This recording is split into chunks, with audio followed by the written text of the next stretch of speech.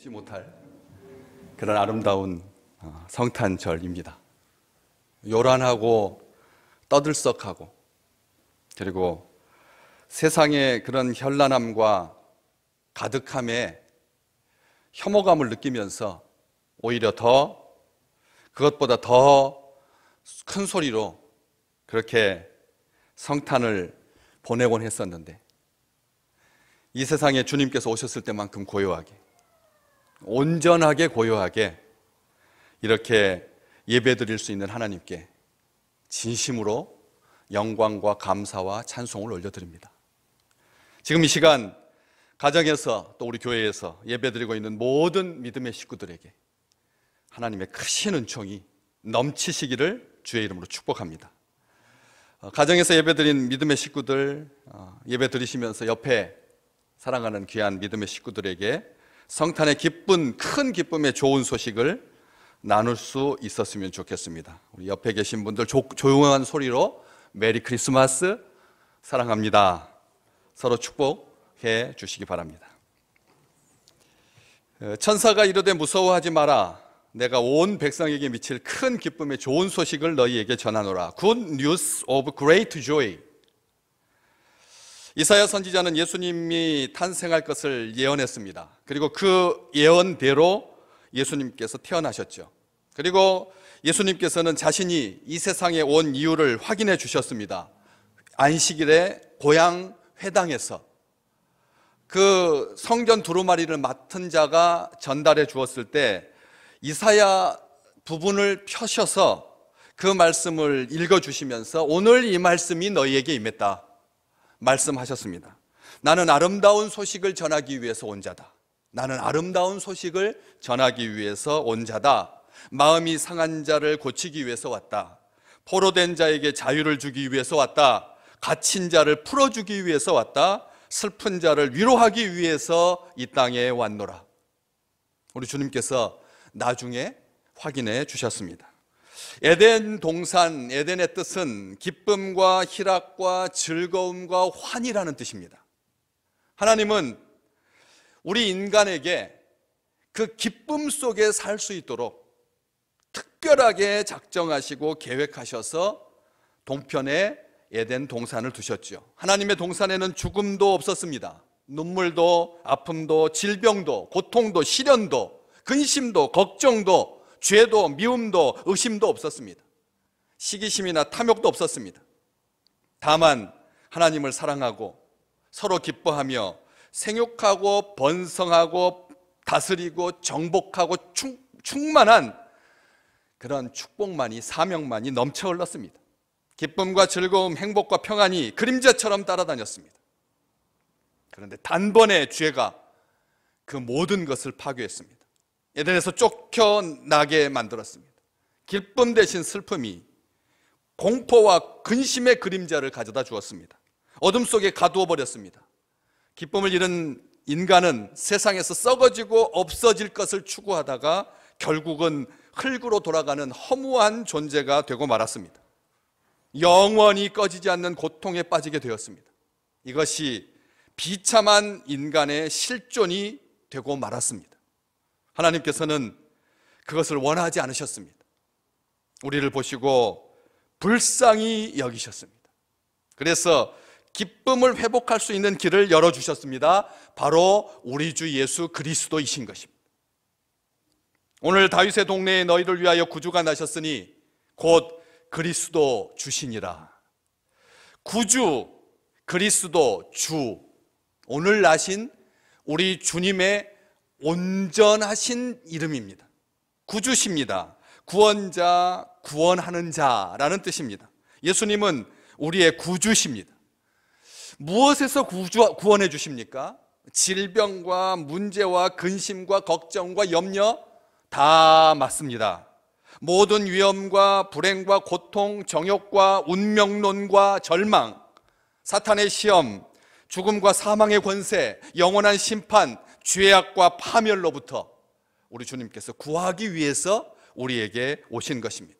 온 인류의 고질적인 문제였던 죄로부터 우리 주님께서 구하기 위해서 오셨습니다. 마태복음 1장 21절, 아들을 낳으리니 그 이름을 예수라 하라. 이는 그가 자기 백성을 그들의 죄에서 구원할 자이심이라. 성경은 분명하게 말합니다. 예수라 해라. 예수라고 하는 이름이 뭐냐? 자기 백성을 그들의 죄에서 구원할 자다라는 뜻이다. 예수님의 이름 자체가 구원자라는 뜻입니다.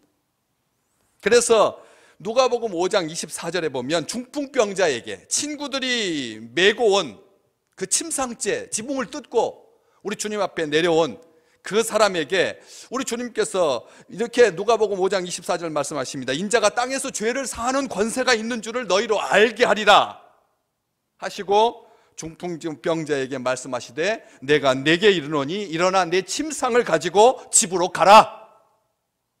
우리 주님께서 말씀하셨습니다. 인자가 땅에서 죄를 사하는 권세가 있는 줄을 너희로 알게 하리라. 우리 주님께서 죄를 용서해 주십니다. 우리 주님은 구원자십니다. 성탄절에 이보다 더 큰 기쁨이 있겠습니까? 백신이 우리의 기쁨일 수 없습니다. 치료제가 우리의 기쁨일 수 없습니다. 먼저 아주 선도적으로 방역을 잘한 나라에서는 벌써 마치 모든 질병에서 벗어난 것처럼 해변가에 사람들이 모이고 그리고 막 카페에 사람들이 마스크를 벗고 온통 다시 일상으로 돌아가는 것처럼 막 들떠 있습니다. 벌써 여름을 맞고 있는 남반구에서는 지금 마치 이 겨울 혹독한 가운데 온 세계가 고통 가운데 있는데도 벌써 모든 것이 지나간 것처럼 기뻐하고 즐거워합니다. 그런데 진짜 큰 기쁨의 좋은 소식이 뭐냐는 거지. 예수 그리스도께서 우리의 주가 되신다. 이 구원자가 되신다. 이것보다 더 큰 기쁨이 어디가 있겠습니까? 그래서 사도 바울은 디모데전서 1장 15절에서 미쁘다. 모든 사람이 받을 만한 이 말이여. 그리스도 예수께서 죄인을 구원하시려고 세상에 임하셨도다. 그리스도 예수께서 죄인을 구하시려고 이 세상에 임하셨다는 이 말이 가장 믿을 만한 말이고 그리고 안전한 말이고 그리고 반복되지 않는 말이고 이것이 가장 귀한 선포입니다. 이것을 믿음으로 이 놀라운 약속을 우리가 누립니다. 다른 것들과 비교할 수 없는 구원의 영광을 말이죠. 구원은 죄사함 받아서 더 이상 고통과 절망 가운데 살지 않고 평화와 기쁨 안에 사는 것입니다. 사죄의 기쁨은 인류에게 주신 가장 큰 기쁨의 소식입니다. 예수님은 우리의 구주가 되신다. 우리에겐 예수밖에 없습니다. 예수가 답인 줄 믿습니다. 삶의 이유이십니다. 우리의 노래가 되시고 목적이 되십니다. 우리 주님 그리스도이십니다. 히브리어 메시아의 헬라어 번역이죠. 메시아는 기름 부음 받은 자라는 뜻입니다. 왕이요 선지자요 제사장이 기름 부음 받아 세움 받았던 것처럼 예수님은 하나님으로부터 기름 부음 받아서 그 구원을 이루기 위해서 메시아 중보자가 되시는 대제사장, 우리를 다스리는 왕으로 우리 가운데 오신 것입니다. 그리스도께서 오신 목적은 딱 한 가지입니다. 죄로부터 자유하게 하기 위해서, 죄로부터 우리를 구원하기 위해서. 그래서 구주가 되신다, 그리스도다, 다 같은 말입니다. 강조하고 있는 것입니다. 죄는 기쁨을 앗아가는 가장 큰 원인입니다. 다윗은 범죄함으로 말미암아 그 넘쳤던 기쁨이 사라집니다. 구원의 즐거움을 잃어버립니다. 다윗의 영혼을 짓누릅니다. 삶을 통째로 지옥처럼 만들어버렸습니다. 죄인에게는 기쁨이 사라집니다. 죄의 무게는 아무도 감당할 수 없습니다. 시편 32편 3절과 4절, 내가 입을 열지 아니할 때에 종일 신음함으로 내 뼈가 쇠하였도다. 주의 손이 주야로 나를 누르시오니 내 진액이 빠져서 여름 가뭄에 마름같이 되었나이다. 죄를 안고 살아가는 삶은 주야로 신음할 수밖에 없습니다. 뼈가 쇠할 정도입니다. 뼈는 자기의 모든 존재의 힘과 영혼을 나타냅니다. 죄의 무게가 누르면 존재 자체가 신음하고 아픔을 겪는 것이죠. 히브리서 12장 1절에 나온 것처럼 모든 무거운 것과 얽매이기 쉬운 죄, 그것을 가지고는 결코 앞으로 나아갈 수 없습니다. 죄의 무게를 인간 스스로 조금이라도 가볍게 할 수 없습니다. 자유로울 수 없습니다. 죄는 그렇게 간단하게 지워지거나 해결할 수 있는 문제가 아닌 거죠. 죄의 문제는 인간의 보편적인 문제이고 궁극적인 문제입니다. 죄의 문제야말로 가장 근원적인 문제입니다. 죄의 문제가 해결되지 않고는 삶의 기쁨을 회복할 수 없습니다. 구원의 즐거움은 그 죄가 사함받았다는 즐거움입니다. 구원의 즐거움, 우리가 구원의 즐거움, 영혼의 즐거움, 본질적인 즐거움, 인생 가득한 기쁨, 죄사함의 기쁨인 것이죠. 우리 주님은 죄에서 우리를 구원하시기 위해서 오셨습니다. 죄사함 받을 때 비로소 우리는 새로운 피조물이 되고 창조의 기쁨을 회복하게 됩니다. 구원은 죄사함 받아서 더 이상 고통과 절망에 빠져서 살지 않아도 된다라고 하는 출발점인 것입니다. 평화와 기쁨 안에 산다라고 하는 그런 감격인 것입니다. 사죄의 기쁨은 인류에게 주신 가장 큰 기쁨의 좋은 소식입니다. 시편 32편 1절에서 그래서 다윗은 허물의 사함을 받고 자신의 죄가 가려진 자보다 더 큰 복이 있겠느냐 하면서 하나님 앞에 감사할 수 있었던 것입니다. 주님의 오심으로 말미암아 죄가 용서되었고 저주 아래 사는 인생이 큰 기쁨의 좋은 소식 가운데 외양간에서 나온 송아지처럼 기뻐 뛰는 희락의 삶을 살게 된 것입니다. 죄로 말미암아 드리워진 어둠의 죽음의 그늘이 사라지고 고통과 슬픔과 탄식의 날들이 종식되고 기가 막힌 웅덩이와 수렁에서 우리 하나님께서 끄집어 내주신 것, 이것이 성탄입니다. 늘 뭔가에 쫓기듯 살지 아니하고 기쁨과 평화의 나라가 넘치시기를 주의 이름으로 축복합니다. 오늘 오신 우리 주님은 주님이십니다. 정말 어마어마한 단어입니다. 왜요? 누가복음 1장에서 누가는 이 단어를 하나님을 나타내는 데 썼기 때문에 그렇습니다. 천사가 16절에, 엘리사벳이 25절에, 마리아가 46절에, 사가랴가 68절에 주는 하나님이시라고. 우리 예수님은 우리의 참되신 하나님이다. 근본 하나님의 본체시다. 우리 주 예수 그리스도는 육체로 오신 하나님이시다. 사람이 되신 하나님이다. 나의 주, 나의 하나님이다. 이 놀라운 축복을 목자들에게 천사가 선포합니다. 그리고 12절 말씀, 너희가 가서 강보에 쌓여 구유에 누워있는 아기를 보리니 이것이 너희에게 표적이니라 말씀하십니다. 마리아와 요셉이 천하 권력 중의 권력이었던 가이사 아구스도의 명령을 따라서 호적하기 위해서 고향 베들레헴을 찾았지만 출산이 임박했음에도 불구하고 여관에 있을 곳이 없어서 간신히 찾은 곳이 천연 동물의 막사 우리였습니다. 거기에서 첫 아들을 낳아서 강보로 싸서 구유에 뉘었는데 그것이 하나님께서 우리에게 보여주시는 표적이다. 잘못된 시그널을 받아가지고 그래서 생명을 죽이는, 해도 좋다고 여기는, 이건 인생을 망치는 거거든요. 잘못된 신호를 받아가지고 인생을 망치기도 하는데 우리 하나님께서 정확한 사인을 주셨습니다. 왜요? 권력, 힘과 능력의 왕으로 오시지 아니하고 구유에 강보에 쌓여 누워있는 아기로 오게 하셨습니다.